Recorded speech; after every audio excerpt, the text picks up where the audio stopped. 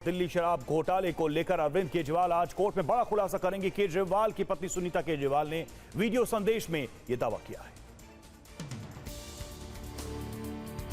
बीते 5 दिनों में ये सुनीता केजरीवाल का दूसरा वीडियो संदेश है। इससे पहले उन्होंने 23 मार्च को पहला वीडियो संदेश जारी किया था। दिल्ली के लोगों के लिए जारी इस वीडियो संदेश में सुनीता केजरीवाल ने कहा कि अरविंद केजरीवाल की आज कोर्ट में पेशी है। पेशी के दौरान केजरीवाल दिल्ली शराब घोटाले को लेकर बड़ा खुलासा करेंगे। इसका खुलासा वे 28 मार्च को कोर्ट के सामने करेंगे। सारे देश को सच सच बताएंगे कि इस सो कॉल्ड शराब घोटाले का पैसा है कहां। और सुनीता केजरीवाल के वीडियो संदेश पर बीजेपी नेता शाजिया इल्मी ने सवाल खड़े किए हैं। क्या कहा शाजिया इल्मी ने, देखिए रिपोर्ट। सुनीता केजरीवाल की वीडियो संदेश को बीजेपी दिल्ली की जनता की सहानुभूति बटोरने की चाल बता रही है। साथ ही बीजेपी सवाल भी पूछ रही है कि अगर केजरीवाल के पास सनसनीखेज जानकारी है तो उन्होंने पहले क्यों नहीं खुलासा किया। उन्होंने मनीष सिसोदिया और संजय सिंह को इतने दिन क्यों जेल में सड़ने दिया। कि अगर इतना ज्यादा सनसनीखेज उनके पास मटेरियल है खुलासे करने का, तो इन्होंने पहले क्यों नहीं किया? क्यों उन्होंने अपने साथियों को, मनीष सिसोदिया को, संजय सिंह को जेल में इतने दिन सड़ने दिया? और अरविंद केजरीवाल को मुख्यमंत्री पद से हटाने को लेकर दिल्ली हाई कोर्ट में जनहित याचिका दाखिल की गई है, जिस पर आज सुनवाई। अरविंद केजरीवाल 22 मार्च से ईडी की हिरासत में है। गिरफ्तारी के बाद से ही केजरीवाल के इस्तीफे की मांग उठने लगी है। ये मामला अब दिल्ली हाई कोर्ट तक पहुंच चुका है। दिल्ली हाई कोर्ट में जनहित याचिका दायर कर केजरीवाल को मुख्यमंत्री पद से हटाने की मांग की गई है। याचिका में कहा गया है कि केजरीवाल की गिरफ्तारी उन्हें सार्वजनिक पद संभालने के लिए अयोग्य बनाती है, इसलिए उन्हें मुख्यमंत्री पद से हटा देना चाहिए। दिल्ली हाई कोर्ट के एक्टिंग चीफ जस्टिस मनमोहन की अध्यक्षता वाली बेंच याचिका पर आज सुनवाई करेगी। और चुनाव आयोग ने सुप्रिया श्रीनेत और दिलीप घोष के खिलाफ एक्शन लिया है। उनके खिलाफ कारण बताओ नोटिस जारी किया गया है। सुप्रिया श्रीनेत और दिलीप घोष के खिलाफ महिलाओं का अपमान करने का आरोप लगा है। चुनाव आयोग ने दोनों नेताओं को 29 मार्च शाम 5 बजे तक जवाब दाखिल करने को कहा है।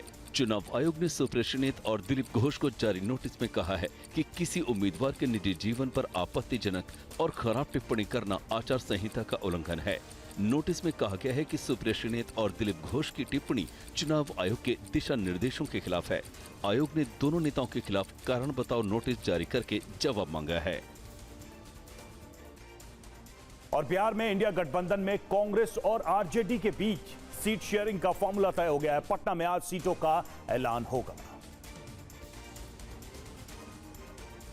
बिहार में कांग्रेस और आरजेडी के बीच सीट बंटवारे पर फंसा हुआ पेच सुलझ गया है। बुधवार को दोनों पार्टियों के बीच सीट शेयरिंग फाइनल हो गई। बिहार में कांग्रेस को मिलने वाली 8 सीटों पर सहमति बन गई, जबकि एक और सीट पर चर्चा जारी है, जिसके बाद कांग्रेस के हिस्से में 9 सीटें आएंगी।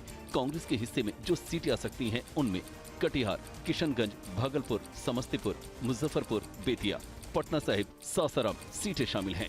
इनके अलावा शिवहर या महराजगंज में से एक सीट कांग्रेस को मिल सकती है। और बिहार की पूर्णिया सीट पर इंडिया फ्रंट में पेच फंस गया है। आरजेडी और कांग्रेस दोनों पूर्णिया से चुनाव लड़ना चाहते हैं। पुणे सीट पर आरजेडी ने अपना उम्मीदवार उतार दिया है। आरजेडी ने इस सीट से बीमा भारती को उम्मीदवार बनाया है, जबकि अभी इंडिया गठबंधन ने सीटों को लेकर कोई घोषणा नहीं की है। आरजेडी के इस फैसले से पुणे से चुनाव लड़ने की तैयारी कर रहे पप्पू यादव बेहद मायूस हैं। वो पुणे से चुनाव लड़ना चाहते हैं। माना जा रहा है कि कांग्रेस भी उन्हें पुणे से अपना उम्मीदवार बनाकर मैदान में उतारना चाहती है। पप्पू यादव का कहना है कि वो दुनिया छोड़ देंगे पर पुणे नहीं छोड़ेंगे। दुनिया छोड़ देंगे, पूर्णिया नहीं।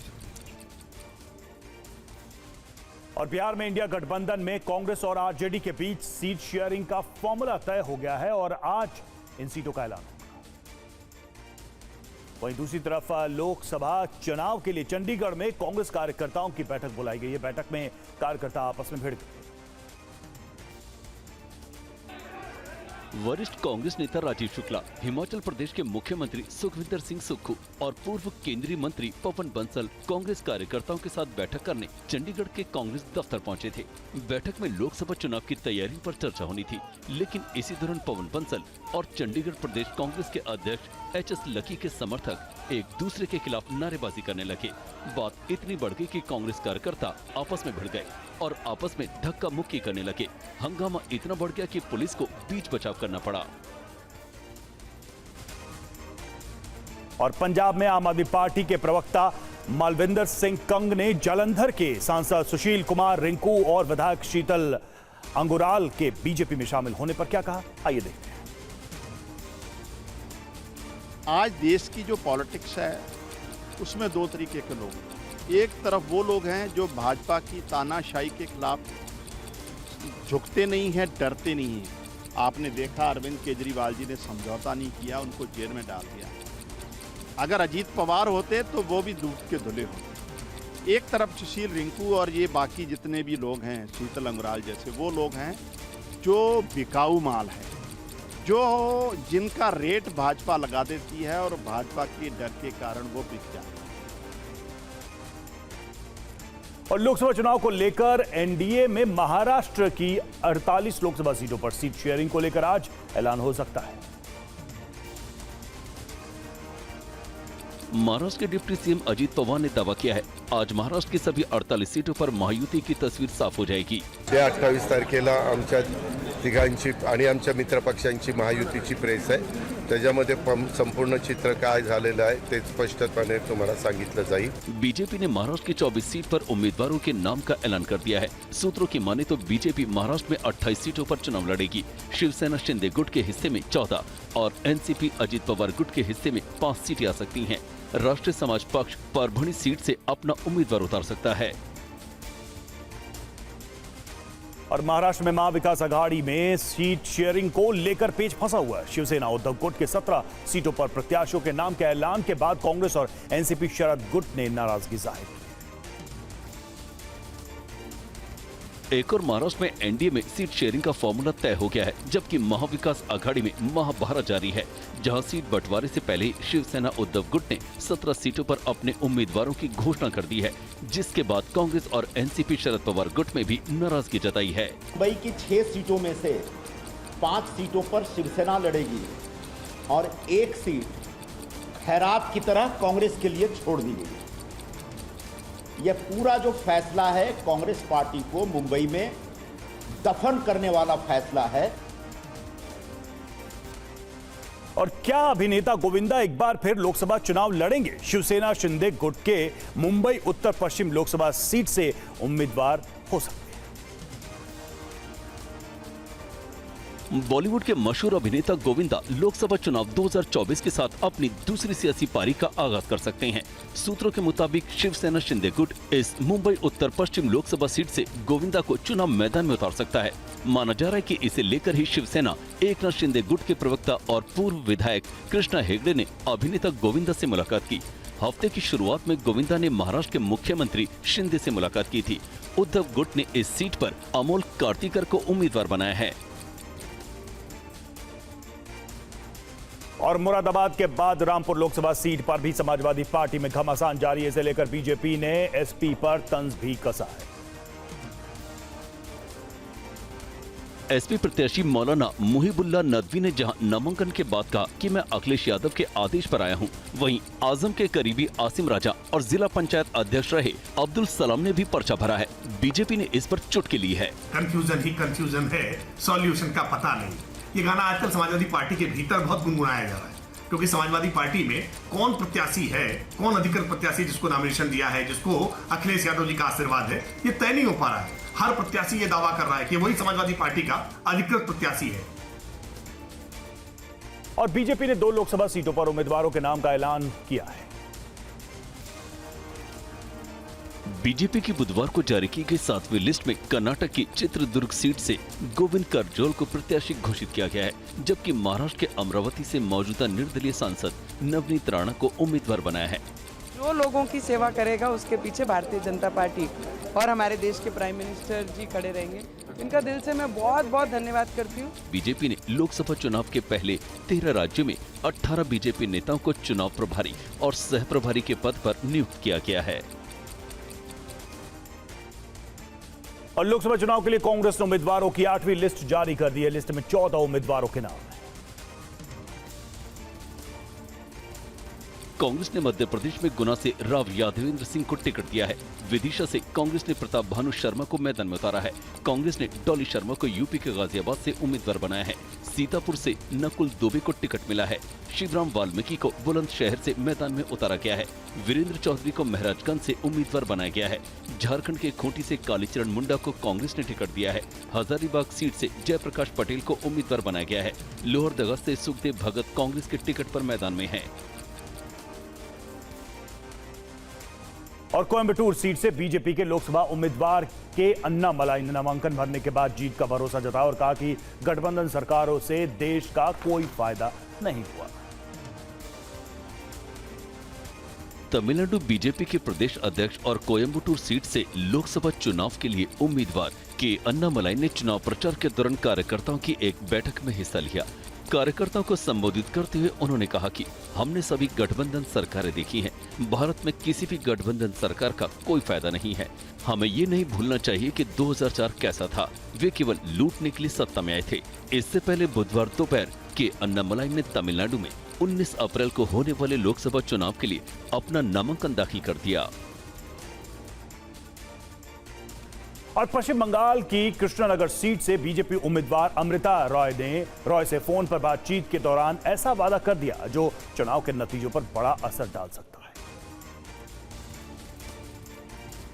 पीएम मोदी इन दिनों बीजेपी की महिला प्रत्याशियों से फोन पर बातचीत कर रहे हैं। उनके क्षेत्र में चल रहे चुनाव प्रचार पर अपडेट ले रहे हैं। इस दौरान उन्होंने ईडी के रेड में जब्त किए गए पैसों को लेकर बड़ी बात कह दी।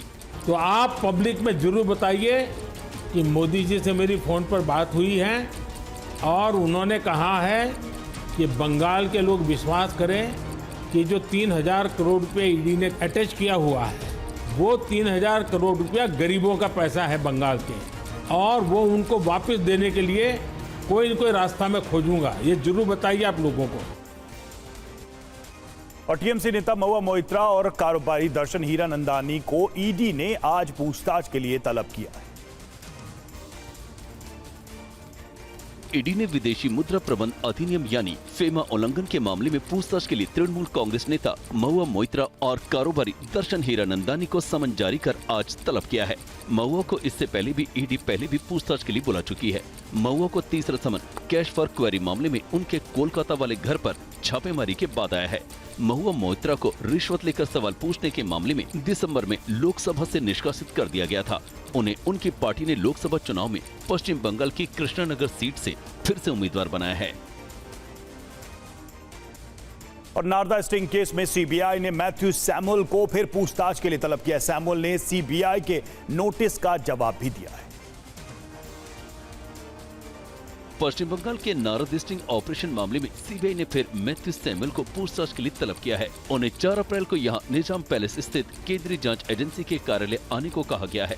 सैमुअल ने सीबीआई को भेजे गए नोटिस के जवाब में एक खत के जरिए कहा है कि उनके आने जाने और ठहरने के खर्च का भुगतान किए बिना उनका कोलकाता आना संभव नहीं है। इतना ही नहीं, मैथ्यू ने सीबीआई के नोटिस पर तंज कसते हुए इसे लोकसभा चुनाव के पहले सियासी नाटक करार दिया है। सैमुअल को 3 महीने पहले भी पूछताछ के लिए तलब किया गया था। श्री कृष्ण जन्मभूमि विवाद मामले में आज सुनवाई होगी। कोर्ट आज हिंदू पक्ष की याचिका पर सुनवाई करेगा। मथुरा के श्री कृष्ण जन्मभूमि बनाम शाही मस्जिद ईदगाह मामले में आज इलाहाबाद हाईकोर्ट में आज सुनवाई होगी। याचिकाकर्ता आशुतोष पांडे की याचिका पर हाईकोर्ट में सुनवाई होगी। याचिका में मुस्लिम पक्ष पर आरोप लगाया गया है कि मुस्लिम पक्ष ने श्री कृष्ण जन्मभूमि मामले को भटकाने के लिए फर्जी हलफनामा दाखिल किया था। इसके बाद मुस्लिम पक्ष के खिलाफ मुकदमा दर्ज कराने की मांग वाली याचिका हाईकोर्ट में दायर की गई थी। मामले में पहले ही मुस्लिम पक्ष के खिलाफ मुकदमा दर्ज करने की मांग की जा चुकी है।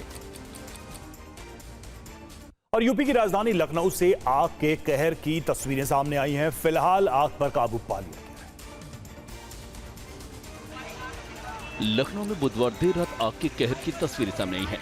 ठाकुरगंज थाना क्षेत्र में बालागंज चौराहे के पास एक ढाबे में भीषण आग लग गई। देखते देखते आग ने तबाही का रूप धारण कर लिया। आग इतनी भीषण थी कि कुछ ही देर में पूरे ढाबे और वहां खड़ी एक कार को अपनी चपेट में ले लिया। घटना की सूचना के बाद मौके पर पहुंची दमकल विभाग की कई गाड़ियां मौके पर पहुंची और घंटों की मशक्कत के बाद आग पर काबू पाया। आग लगने के कारणों का पता नहीं चला है। हादसे में किसी के भी हताहत होने की खबर नहीं है। और उन्नाव में संदिग्ध हालात में एक दुकान में लगी आग ने विकराल रूप धारण कर लिया। आग से लाखों के नुकसान की खबर है। यूपी के उन्नाव के बांगरमोई कोतवाली इलाके के नौनियालगंज बाजार में बुधवार की देर रात संदिग्ध परिस्थितियों में आग लग गई।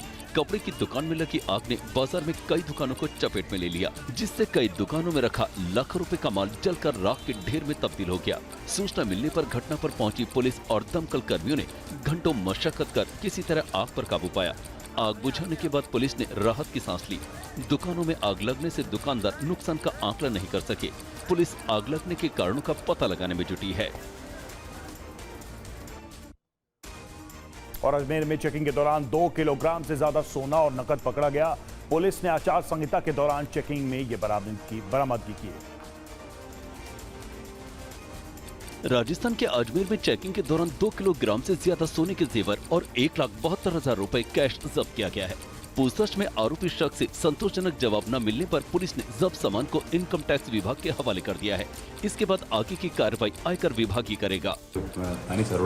सुनील कुमार अरोड़ा निवासी अमृतसर पंजाब रहने वाले थे। उनके कब्जे से 2 किलो 365 ग्राम सोना और 1,72,000 रुपये नकद राशि जब्त की है, क्योंकि उनके पास जो ऑर्नामेंट्स जो बने हुए हैं उनके वैध दस्तावेज नहीं होने से उसको सीज किया गया। और मुंबई एयरपोर्ट पर करोड़ों का सोना पकड़ा गया। मामले में कस्टम विभाग ने बड़ी कार्रवाई की है। मुंबई हवाई अड्डे के कस्टम विभाग के अधिकारियों ने बड़ी कार्रवाई करते हुए करोड़ों रुपए के सोने की तस्करी को नाकाम कर दिया। कस्टम ने 6 किलोग्राम से ज्यादा सोना और 20,000 अमेरिकी डॉलर और मोबाइल फोन जब्त किए। सोने की कीमत 3 करोड़ 52 लाख रुपए बताई जा रही है। ये सोना 24 से 27 मार्च के बीच पकड़ा गया। आरोपी पहने हुए कपड़ों, handbag, check in bag, body cavity में सोना छिपा कर ला रहा था। कस्टम ने 3 दिनों में गोल्ड तस्करी के कई मामले पकड़े और करोड़ों का सोना जब्त किया। और विदेश मंत्री एस जयशंकर ने मलेशिया में चीन के साथ भारत के रिश्तों पर अहम बयान दिया। देखिए रिपोर्ट। मलेशिया में विदेश मंत्री ने कहा कि चीन के साथ रिश्ते केवल तभी सामान्य होंगे जब दोनों देशों के सैनिक अपनी पारंपरिक पोजीशन पर वापस जाएंगे। Unfortunately, for reasons which are still not clear to us, these agreements were broken in 2020, and we actually had violence and bloodshed on the border. So this is not a question of you're spending money on the China border which would be better spent on Indians. My first duty to Indians is to secure the border. I can never compromise on that. और Ukraine के विदेश मंत्री का आज भारत दौरा। Dmitry Kuleba आज से 30 मार्च तक दिल्ली में रहेंगे। यूक्रेन के विदेश मंत्री दिमित्रो कुलेबा आज से 3 दिन के दौरे पर भारत पहुंच रहे हैं।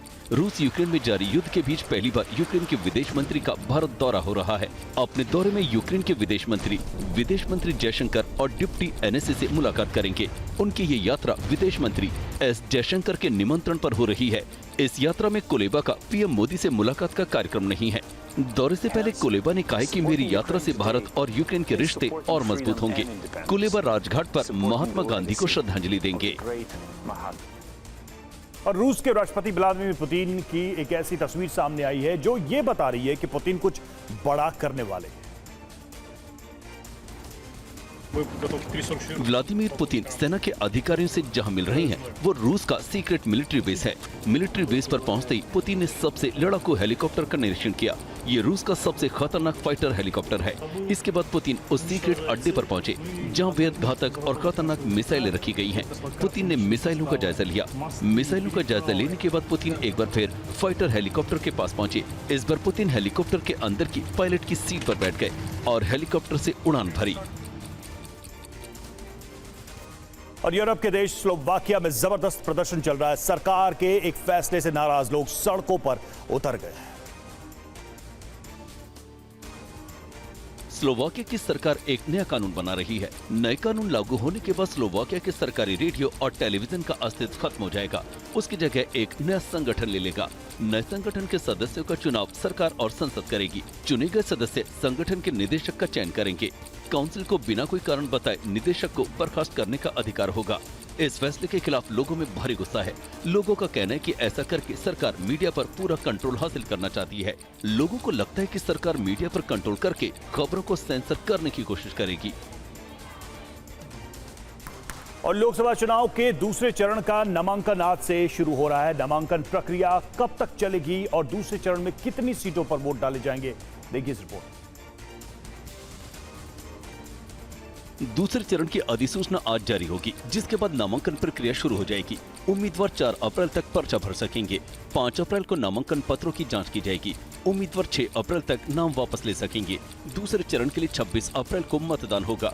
दूसरे चरण में 12 राज्यों और 1 केंद्र शासित प्रदेश की 89 सीटों पर चुनाव होंगे। दूसरे चरण में असम और बिहार में 5 सीटों, छत्तीसगढ़ में 3, कर्नाटक में 14, केरल में 20, मध्य प्रदेश की 7, महाराष्ट्र की 8, राजस्थान की 13, उत्तर प्रदेश की 8 सीटों पर वोट डाले जाएंगे। और एक अहम खबर, दिल्ली में इंडिया गठबंधन की रैली में शामिल होगी टीएमसी। सूत्रों के हवाले से खबर है केजरीवाल की गिरफ्तारी के खिलाफ दिल्ली में रैली 31 मार्च को रामलीला मैदान में होगी। रैली के बहाने इंडिया फ्रंट करेगा शक्ति प्रदर्शन।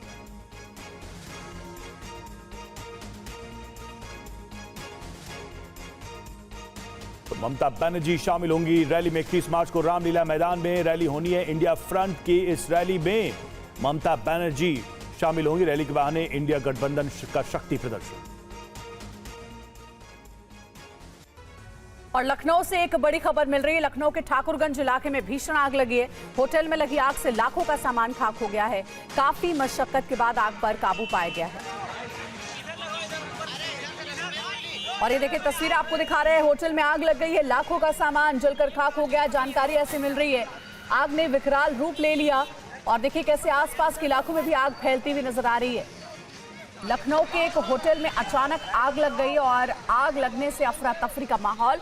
फायर ब्रिगेड की टीम मौके पर पहुंची है और आग बुझाने की कोशिश की जा रही है।